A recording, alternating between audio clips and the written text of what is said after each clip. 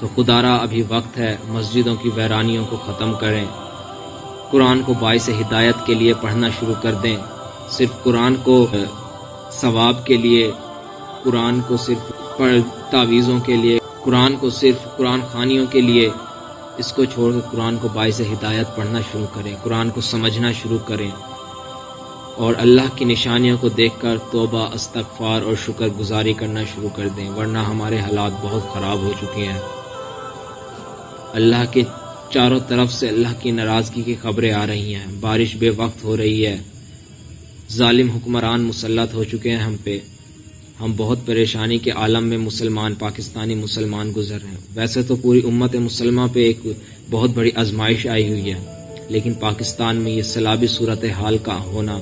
اس طرح اس قدر زیادہ سیلابی صورتحال کا ہونا، جس طرح ویڈیوز دیکھ کے بہت روح کانپ